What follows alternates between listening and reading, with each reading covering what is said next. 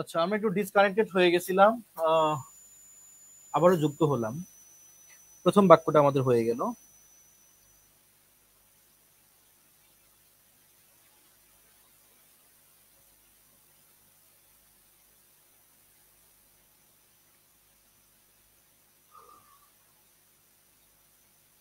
আচ্ছা, তাহলে প্রথম সেন্টেন্সটা আমরা কি লিখছি?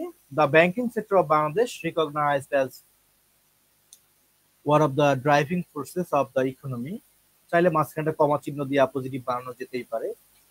আচ্ছা, has been struggling various through various kinds of challenges for a long time. প্রথম বাক্যটা হয়ে গেল। এবার আসি আমরা দ্বিতীয় বাক্যে দিই। দ্বিতীয় বাক্য কি আছে? দ্বিতীয় বাক্য হলো এখান থেকে, খেয়াল করেন। তবে খেলাপি ঋণের উচ্চমাত্রা, অর্থ পাচার, রাজনৈতিক হস্তক্ষেপ, তারল্য সংকট, দক্ষ মানব সম্পদের অভাব, তথ্য প্রযুক্তি অবকাঠামোর দুর্বলতা, অর্থনৈতিক অস্থিতিশীলতা, রাজনৈতিক অস্থিরতা ও বেশ কিছু বৈশ্বিক প্রভাব ব্যাংক খাতের চ্যালেঞ্জ সমূহকে আরো ত্বরান্বিত করেছে। এখানে ভার্ব কোনটা? এখানে ভার্বটা হলো এই যে ত্বরান্বিত করেছে, এটা হলো ভার্ব, এই শব্দটাই ভার্ব। আচ্ছা, যদি আমরা এটাকে ভার্ব হিসেবে পাই, তাহলে আমি প্রশ্ন করি ত্বরান্বিত করা মানে কোনো কিছুকে বাড়িয়ে দেওয়া, বৃদ্ধি করা। তা আমি যদি বলি কাকে ত্বরান্বিত করেছে বা কাকে বৃদ্ধি করে দিয়েছে, উত্তর কি হবে? উত্তর হলো ব্যাংক খাতের চ্যালেঞ্জ সমূহকে বৃদ্ধি করে দিয়েছে। তাহলে এটা হলো বাক্যের কি বলেন? অবজেক্ট। কি বা কাকে দিয়ে প্রশ্ন করলে নরমালি উত্তর হিসেবে কি পাওয়া যায়? অবজেক্ট পাওয়া যায়। তাহলে আমার দ্বিতীয় বাক্যের ভার্বটা কি? ত্বরান্বিত করেছে। আমি যদি বলি কাকে ত্বরান্বিত করেছে, উত্তর আসে যে ব্যাংক খাতের চ্যালেঞ্জ সমূহকে, তার মানে এটা অবজেক্ট। এখন যদি প্রশ্ন করি যে ব্যাংক খাতের চ্যালেঞ্জ গুলোকে ত্বরান্বিত করেছে বা বাড়িয়ে দিয়েছে কে? কে বা কারা? কারা এই চ্যালেঞ্জকে বাড়িয়ে দিয়েছে? কারা এই চ্যালেঞ্জকে বাড়িয়ে দিয়েছে? তাহলে কি বলবেন? কারা চ্যালেঞ্জটাকে বাড়িয়ে দিচ্ছে? অনেক কিছু। যদি বলি কারা এই চ্যালেঞ্জকে বাড়িয়ে দিয়েছে, তাহলে এই খেলাপি ঋণ থেকে শুরু করে একদম বৈশ্বিক প্রভাব পর্যন্ত এই পুরোটাই কিন্তু উত্তর আসে। আসে কিনা? আমি যদি বলি যে ব্যাংক খাতের এই চ্যালেঞ্জ গুলোকে ত্বরান্বিত করছে, কে করতেছে? উত্তর কি আসে? উত্তর হলো খেলাপি ঋণের উচ্চমাত্রা, অর্থ পাচার, রাজনৈতিক হস্তক্ষেপ, তারল্য সংকট, দক্ষ মানব সম্পদের অভাব, তথ্য প্রযুক্তি অবকাঠামোর দুর্বলতা, অর্থনৈতিক অস্থিতিশীলতা, রাজনৈতিক অস্থিরতা এবং বেশ কিছু বৈশ্বিক প্রভাব। এরা সবাই এই চ্যালেঞ্জ গুলোকে বাড়িয়ে দিয়েছে। তাহলে এই পুরোটাই কি বাক্যের বলেন? সাবজেক্ট। এই পুরোটাই হলো বাক্যের সাবজেক্ট। এখন আমরা জানি সাবজেক্ট যদি সাইজে বড় হয়, তাহলে আমরা পেছন দিক থেকে অনুবাদ করি, এই তো? ঠিক আছে, কিন্তু আমরা দেখতেছি এখানে সাবজেক্টের মধ্যে অনেকগুলো সাবজেক্ট আছে। কিভাবে? আমি যদি এই বাক্যের ভার্বটা খুঁজি, ত্বরান্বিত করতেছে, কে ত্বরান্বিত করতেছে? একটা উত্তর আসে খেলাপি ঋণের উচ্চ মাত্রা। আবার যদি বলি আর কে ত্বরান্বিত করছে, উত্তর হলো অর্থ পাচার। আর কে ত্বরান্বিত করছে? রাজনৈতিক হস্তক্ষেপ। আর কে করতেছে? তারল্য সংকট। আর কে? দক্ষ মানব সম্পদের অভাব। আর কে? তথ্য প্রযুক্তির অবকাঠামোর দুর্বলতা। এর সাথে আর কে দায়ী? অর্থনৈতিক অস্থিতিশীলতা। আর কে দায়ী? রাজনৈতিক অস্থিরতা। আর কে? বেশ কিছু বৈশ্বিক প্রভাব। তার মানে এই পুরোটাই হলো বাক্যের সাবজেক্ট। বুঝছো? হ্যাঁ, পুরোটাই হলো বাক্যের কি? সাবজেক্ট। তাহলে সাবজেক্টের মধ্যে যদি এরকম অনেকগুলো পার্ট থাকে, তাহলে আমার যে পার্টের উল্লেখ আগে করছে আমি তার ইংলিশটা আগে লিখবো। প্রথমে কার কথা বলছে ভাই? খেলাপি ঋণের উচ্চমাত্রা, তাই না? আচ্ছা, এটা আমি আগে লিখবো। আচ্ছা, প্রথমে তবের জন্য আমি আগে লিখে নেই যে হাউ এভার। How ever. আচ্ছা, খেলাপি ঋণের উচ্চমাত্রা, এটা একটা ফ্রেজ না? যে কোনো ফ্রেজকে অনুবাদ করতে হবে পেছন দিক থেকে। আগে আপনার উচ্চমাত্রার ইংলিশ লিখতে হবে। দ্য হাই ভলিউম, মানে আপনাকে লিখতে হবে হাই ভলিউম অথবা হাই অ্যামাউন্ট। হ্যাঁ, হাই ভলিউম অথবা হাই অ্যামাউন্ট। উচ্চমাত্রা অফ, কিসের উচ্চমাত্রা বলেন তো? খেলাপি ঋণ। তার মানে non performing loans. Non performing loans, খেলাপি ঋণের উচ্চমাত্রা। তারপর অর্থ পাচার, অর্থ পাচার, মানি লন্ডারিং, অর্থ পাচার। এরপরে আসেন আর কি? রাজনৈতিক হস্তক্ষেপ, পলিটিক্যাল, পলিটিক্যাল ইন্টারফেয়ার থেকে ইন্টারফেয়ারেন্স, রাজনৈতিক হস্তক্ষেপ। আর কি বলেন তো? তারল্য সংকট, লিকুইডিটি ক্রাইসিস, তারল্য সংকট, তারল্য সংকট, এগুলো কিন্তু সবই সাবজেক্টের পার্ট। আর কি? আর হচ্ছে দক্ষ মানব সম্পদের অভাব, এটাও পেছন থেকে লিখতে হবে। অভাব, ল্যাক অফ বা অ্যাবসেন্স অফ, ল্যাক অফ দক্ষ, স্কিলড মানব সম্পদের জন্য হিউম্যান রিসোর্স বা ম্যান পাওয়ার, হিউম্যান রিসোর্স, দক্ষ মানব সম্পদের অভাব। ওকে, আরো আছে তো, আরো কে? তথ্য প্রযুক্তি অবকাঠামোর দুর্বলতা, পেছন থেকে লিখতে হবে আগে দুর্বলতা, তার মানে উইকনেস, দুর্বলতা। কোথায় দুর্বলতা? তথ্য প্রযুক্তির অবকাঠামো। ইন দা, সংক্ষেপে লিখলাম আইটি মানে ইনফরমেশন টেকনোলজি, অবকাঠামোর জন্য আমি লিখলাম ইনফ্রাস্ট্রাকচার, ইনফ্রাস্ট্রাকচার, তথ্য প্রযুক্তি অবকাঠামোর দুর্বলতা। আর কে এই চ্যালেঞ্জকে বাড়িয়ে দিচ্ছে বলেন? আর কে? উত্তর হলো অর্থনৈতিক অস্থিতিশীলতা। তাহলে আমি কি লিখবো? ইকোনমিক, অর্থনৈতিক। এবার অস্থিতিশীলতার জন্য আমি লিখবো ইনস্টেবিলিটি, ইনস্টেবিলিটি, অর্থনৈতিক অস্থিতিশীলতা। আচ্ছা, আর কে? আর রাজনৈতিক অস্থিরতা। তাহলে কি লিখবো? পলিটিক্যাল ইনস্টেবিলিটি, বা আমি লিখবো পলিটিক্যাল আনরেস্ট, রাজনৈতিক অস্থিরতা। আর কি? এবার বলছে ও হ্যাঁ, আর হচ্ছে বেশ কিছু বৈশ্বিক প্রভাব, বেশ কিছু মানে সেভারেল, বেশ কিছু বৈশ্বিক প্রভাব মানে হলো গ্লোবাল ইফেক্টস। বলেন, সাদা কালিতে যা লিখলাম এটা বাক্যের কোন পার্ট? সাবজেক্ট, ভার্ব, অবজেক্ট, এর মধ্যে কোন পার্ট বলেন তো? চালিকা শক্তি, ড্রাইভিং ফোর্স। সাদা কালিতে যা লিখলাম এটা বাক্যের কোন পার্ট? ফায়ার লিখছে ভিউয়ার সব কমে গেল ক্লাসের, এত অনুবাদ করতে। এই জন্যই তো ব্যাংকের লিখিত পরীক্ষায় সবাই পাস করে না, আপনাদের মতো যে কয়েকজন 2-4 জন ধৈর্য নিয়ে থাকে তারাই পাস করে। হ্যাঁ, ব্যাংকের প্রস্তুতি সবার জন্য না। প্রাইমারি, নিবন্ধন, এই প্রস্তুতি যে কেউই সহজে নিতে পারে, কারণ তুলনামূলক কম পরিশ্রম করে এখানে ভালো করা সম্ভব, ব্যাংকে সম্ভব না। আচ্ছা, তাহলে সাদা কালিতে যা লিখছি এটা বাক্যের সাবজেক্ট, ভার্ব, অবজেক্ট, এর মধ্যে কি বলেন?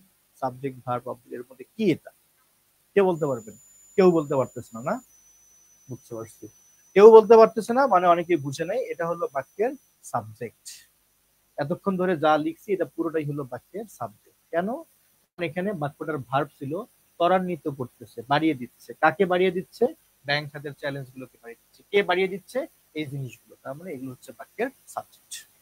সাবজেক্ট নিয়েছি, এবার ভার্ব। ভার্ব হলো ত্বরান্বিত করছে, প্রেজেন্ট কন্টিনিউয়াস টেন্স। তাহলে আমি লিখবো আর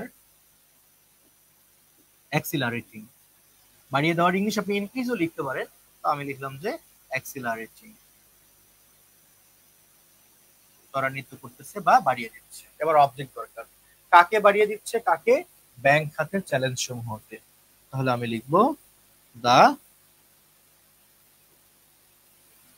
চ্যালেঞ্জেস ফর বা in the banking sector, bank খাতের চ্যালেঞ্জ গুলোকে বাড়িয়ে দিচ্ছে। ওকে, আমার এই বাক্যটা হয়ে গেল। এবার পরের সেন্টেন্সে আসেন। পরের সেন্টেন্সে কি বলছে? যেহেতু বাংলাদেশ স্বল্পোন্নত দেশের তালিকা থেকে উত্তীর্ণ হতে যাচ্ছে, এটি উপযুক্ত সময় ওই চ্যালেঞ্জ সমূহ মোকাবেলা করার। এই বাক্যের মধ্যে ক্লোজ আছে দুইটা। দেখেন, এই যে কমা চিহ্নটা আছে, এই কমা চিহ্নের আগে একটা অংশ, কমার পরে একটা অংশ। তো আপনি একটা একটা করে ক্লোজ আগে নিয়ে আসেন। হ্যাঁ, তাহলে এখানে আমার ভার্ব কোনটা? ভার্ব হলো হতে যাচ্ছে। কে হতে যাচ্ছে উত্তীর্ণ বলেন তো? বাংলাদেশ। এটা আমার সাবজেক্ট। তাহলে আমি আগে সাবজেক্ট নিব, ভার্ব নিব, তারপর বাকি যা কিছু থাকে সেগুলো আমি ভার্বের পরে বসাই। কি বুঝতে পারছেন? আচ্ছা, তাহলে আমার যেহেতুর জন্য আমি কি লিখবো? অ্যাজ। তো আমি লিখে দিলাম যে অ্যাজ। সাবজেক্টকে বাংলাদেশ, ভার্ব কি? হতে যাচ্ছে, হতে যাচ্ছে, যাচ্ছের জন্য ইজ গোয়িং, আর হতে হওয়ার জন্য to be, is going to be. Bangladesh is going to be. এবার কি হতে যাচ্ছে বাংলাদেশ? স্বল্প উন্নত দেশের তালিকা থেকে উত্তীর্ণ হতে যাচ্ছে।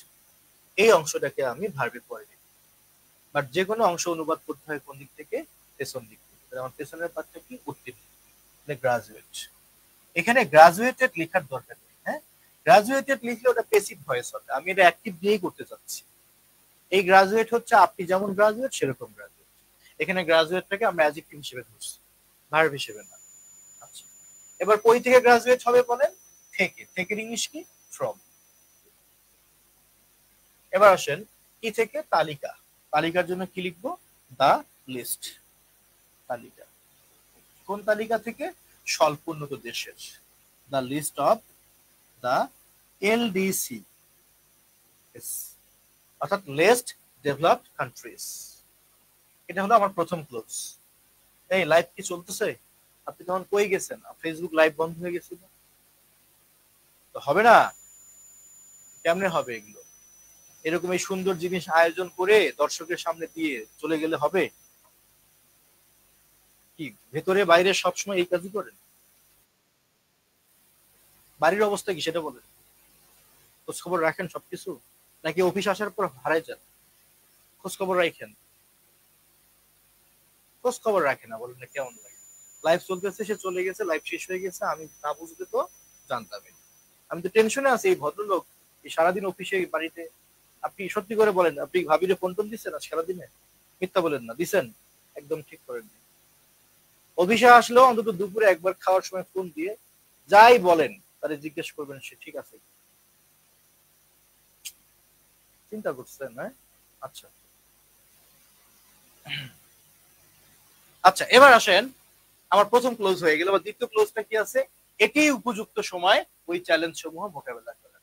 এটি উপযুক্ত সময়। এটি মানে ইট, ইট ইজ হাই টাইম। এটি উপযুক্ত সময়। কিসের জন্য সময়?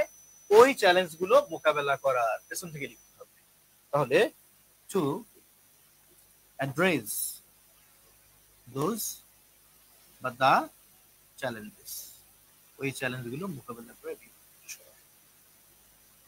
কি বুঝলেন? আমরা লিখছিলাম বাংলাদেশের ব্যাংক খাতের চ্যালেঞ্জ গুলো।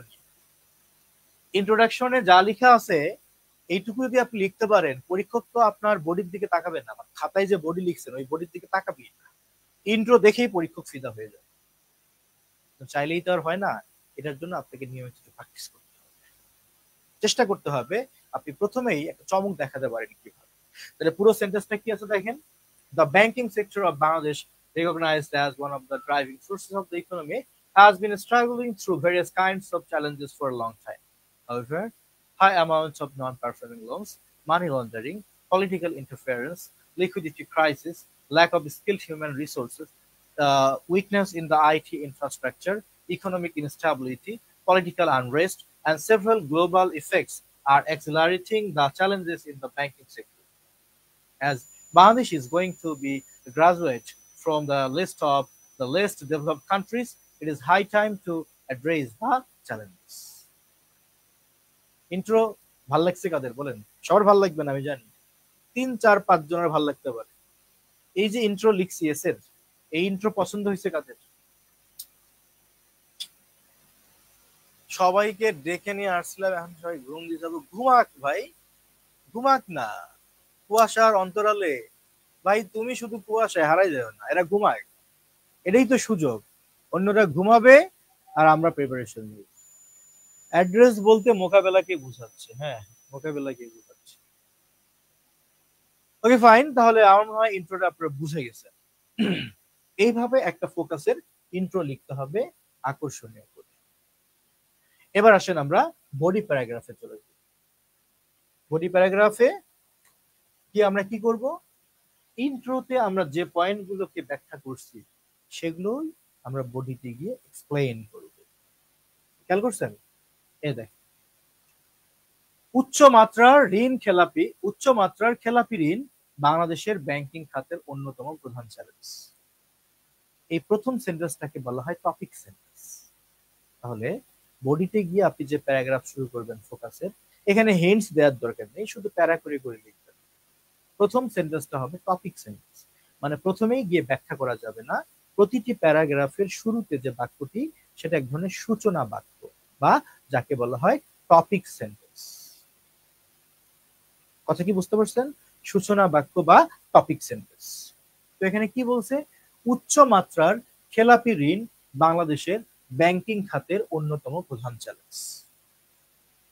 তারপর আমরা এটাকে ব্যাখ্যা করছি। বাংলাদেশ ব্যাংক প্রতিবেদন 2025 অনুসারে বাংলাদেশের বর্তমান খেলাপি ঋণের পরিমাণ 3.45 ট্রিলিয়ন ছাড়িয়েছে, যা মোট ঋণের 20%, এবং রাষ্ট্রায়ত্ত ব্যাংকগুলোর ক্ষেত্রে এটা প্রায় 42.8%। এই উদ্বেগজনক সংখ্যা ব্যাংকিং খাতের স্থিতিশীলতা ও দেশের অর্থনৈতিক উন্নয়নের জন্য বড় আঘাত। আপনি খেয়াল করেন, আমি কিন্তু এখানে ডেটা ব্যবহার করছি। যারা বলেন যে স্যার ডেটা ব্যবহার করব কিভাবে, বক্স টক্স করব নাকি চার্ট ফাট করব, তাদেরকে বলি এগুলো কিছুই লাগে না। ফোকাস রাইটিং হচ্ছে একটা এসের বলা যায় সংক্ষিপ্ত রূপ। আপনি একটা রচনাকে বিশাল বড় দীর্ঘায়িত করতে পারেন। সেই এসের মূল পয়েন্টগুলো নিয়ে আমরা মূলত ফোকাস লিখে থাকি। এই জন্য ফোকাসের ক্ষেত্রে এত চার্ট ফাট করার আসলে সময় নেই। আপনারা যেটা করতে পারেন, যে সকল প্রয়োজনীয় পরিসংখ্যানিক তথ্য, ডেটা যাই বলেন, সেগুলো আপনারা এরকম সেন্টেন্সের ভেতরেই ঢুকাই দিবেন। এগুলো আলাদা করে চার্ট করার দরকার নেই। বুঝতে পারছেন?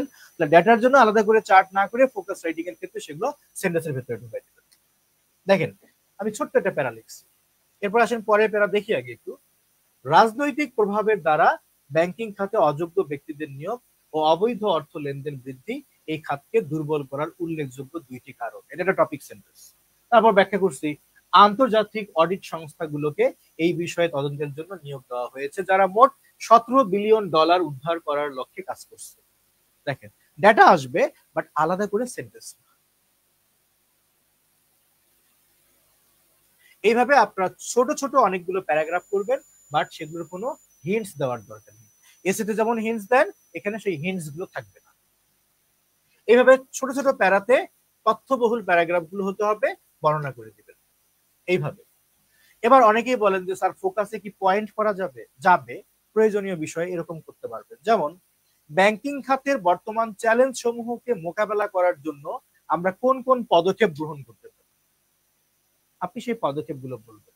সেই ক্ষেত্রে আপনি এভাবে পয়েন্ট করতে পারেন যে ব্যাংকিং খাতের বর্তমান চ্যালেঞ্জ সমূহ মোকাবেলা করার লক্ষ্যে নিম্নোক্ত পদক্ষেপগুলো নেওয়া যেতে পারে। যেমন, 1 নাম্বার, ব্যাংকগুলোর আর্থিক কার্যক্রমের উপর বাংলাদেশ ব্যাংকের তদারকি জোরদার করতে হবে। 2 নাম্বার, খেলাপি ঋণ, দুর্নীতি ও অবৈধ লেনদেন বন্ধে নিয়মিত অডিট এবং নজরদারি কার্যকর করতে হবে। 3 নাম্বার, ঋণ প্রদানের সুনির্দিষ্ট মানদণ্ড প্রয়োগ ও ঋণ গ্রহীতাদের আর্থিক সক্ষমতার যথাযথতা নিশ্চিত করতে হবে। এভাবে আপনি পয়েন্ট করে করে লিখতে পারেন। যদি কোনো পদক্ষেপ কিংবা কোনো কারণ বর্ণনা করতে চান, সেগুলো আপনি এভাবে ছোট ছোট করে মার্কস করে করে নাম্বার করে করে দিতে পারেন। সবশেষে আসবেন আপনার কনক্লুশন। কনক্লুশনটা হইতে হবে দুইটা জিনিস নিয়ে। আমি সবসময় বলি, কনক্লুশন মানে আপনার দুইটা পার্ট থাকবে। একটা হলো রিস্টেটমেন্ট, আর একটা হচ্ছে রিকমেন্ডেশন।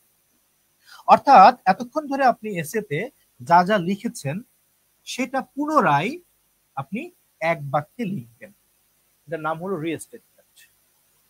আর শেষে আপনি একটা সুপারিশ রাখবেন যে এটা করা উচিত, এটা করলে ভালো হয়, কিংবা সেটা করা উচিত না। এই রিস্টেটমেন্ট আর রিকমেন্ডেশন, এই দুইটা নিয়ে গঠিত হবে কনক্লুশন। না, ইন্ট্রোডাকশন, কনক্লুশন এই শব্দগুলো লিখবেন না, শুধু প্যারাগ্রাফ করে করে লিখবেন। আপনার কোটেশন অবশ্যই লেখা যাবে, কেন যাবে না? আপনি চাইলে এই কনক্লুশনের আগে আপনি একটা সুন্দর কোটেশন দিতেই পারেন, কোনো সমস্যা নেই। যে কাজটা করবেন না, এই কনক্লুশন শব্দটাকে লেখার দরকার নেই, ইন্ট্রোডাকশন শব্দটাকে লেখার দরকার নেই। মানে কোনো হিন্টস থাকবে না, সব প্যারাগ্রাফ হবে। ইন্ট্রো হলো একটা প্যারা, কনক্লুড হলো একটা প্যারা, আর বডিতে কতগুলো প্যারা থাকবে। শুধু প্যারা প্যারা প্যারা, আর প্যারাময় জীবন চলতে থাকবে, কোনো হিন্টস দিবে, কোটেশন দিতেই পারে। আচ্ছা, তো আমি বলছিলাম যে কনক্লুশন হবে রিস্টেটমেন্ট আর রিকমেন্ডেশনের সমান। কি রকম সেটা খেয়াল করেন। বাংলাদেশের ব্যাংকিং খাত বর্তমানে বিভিন্ন চ্যালেঞ্জের মুখোমুখি হলেও সঠিক নীতি, কঠোর তদারকি, প্রযুক্তির আধুনিকীকরণ এবং মানব সম্পদ উন্নয়নের মাধ্যমে এই সংকট মোকাবেলা সম্ভব। দেখেন, এই কথাগুলো কিন্তু আমি এর আগে বর্ণনা করছি। সেটা আবারও দিয়ে আসতেছি। আচ্ছা, এবার বলছে কি, ব্যাংকিং খাত স্বচ্ছ, দক্ষ ও পেশাদার হলে তা দেশের অর্থনৈতিক প্রবৃদ্ধি ও সামাজিক উন্নয়নে অবদান রাখতে পারবে। এটাও রিস্টেটমেন্ট।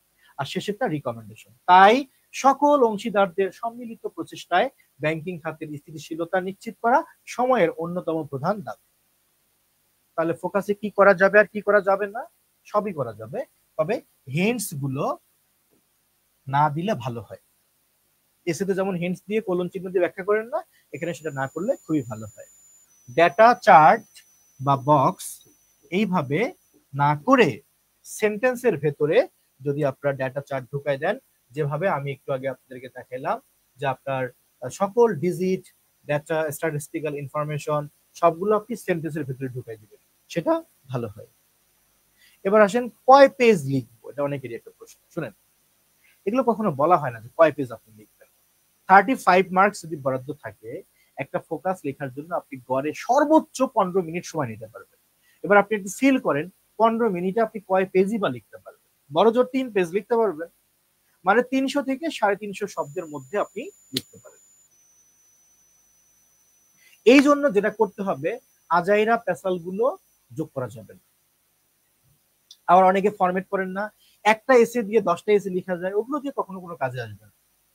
ইন্ট্রোতে গিয়ে আপনি অপ্রয়োজনীয় সেন্টেন্স লিখে ফেলছেন, বারবার একই কথা যদি লিখে ফেলেন যে banks are facing many challenges, they are in difficult, তারা বিপদের মধ্যে আছে, ইট ইজ ভেরি ইম্পর্টেন্ট, এটা খুব গুরুত্বপূর্ণ, as it is very important so I think it is very important and all think it is very important, এটা আজাইরা sentence দিয়ে খাতা ভরানো যাবে। দামি দামি কথাগুলো, মূল পয়েন্টগুলো, কি পয়েন্টগুলো দিয়ে আপনি 300 শব্দে একটা টপিককে চমৎকার ভাবে উপস্থাপন করতে পারেন, যা আমি নিজে হাতে কলমে দেখালাম। আপনারা একবার খেয়াল করেন তো, জান আপনাদের একটা কাজ দিলাম, ব্যাংক খাতের চ্যালেঞ্জ গুলো নিয়ে একটা এসে লিখলাম, তার একটা ইন্ট্রোডাকশন দিয়েছি, ইন্ট্রোর একটা ছবি তুলে রাখেন তো, ইন্ট্রো একটা ছবি তুলে রাখেন, একটা স্ক্রিনশট নিয়ে রাখেন। আপনাদের কাছে যে বিখ্যাত বইগুলো আছে, সেই বিখ্যাত বইগুলোতে গিয়ে দেখেন যে কয়টা বইয়ের কোন এসেতে এরকম একটা সুন্দর সাজানো গুছানো ইন্ট্রো পেয়েছে। আমার মনে হয় পাবেন না। এর জন্য ইন্ট্রোটা আগে সুন্দর করতে হবে। ইংরেজি থেকে বাংলা অনুবাদের ক্লাস চান দিন। যাই হোক, তাহলে আজকের আমাদের সিনিয়র অফিসার রিটেন ইংলিশ প্রিপারেশনের প্রথম পর্বে আমরা কি বুঝলাম, অনুবাদ কিভাবে লং সেন্টেন্স করতে হবে সেটা বুঝলাম, আর ফোকাস রাইটিং এর ধরনটা কেমন হবে সেটা আমি একদম হাতে কলমে দেখা দিলাম।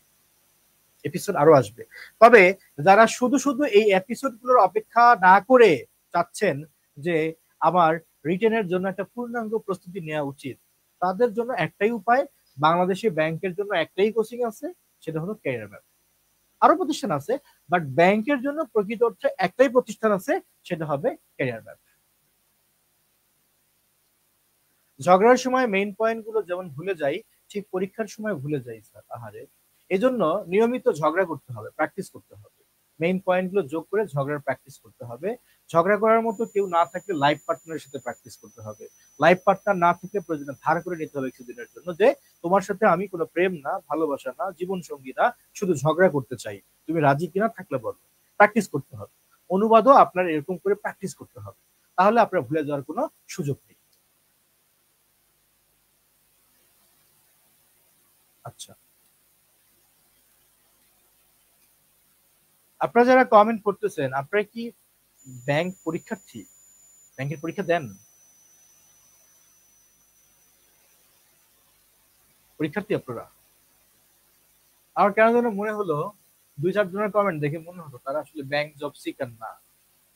যাই হোক, তো পরের এপিসোডে আমরা কথা বলবো রিডিং কম্প্রিহেনশন, সামারি রাইটিং নিয়ে। সামারি রাইটিং আর প্রেসি রাইটিং এর মধ্যে কি পার্থক্য, রিডিং কম্প্রিহেনশনের প্রশ্নগুলো কিভাবে প্যারাফ্রেজিং করে উত্তর করতে হয়, এই সম্পর্কিত লাইভ কাদের দরকার তারা কমেন্টে জানাই দিবেন। আজকে পর্বটি এ পর্যন্তই ছিল, যারা শুরু থেকে ছিলেন তারা এনজয় করছেন, আশা করি সবাই ভালো থাকবেন। আসসালামু আলাইকুম।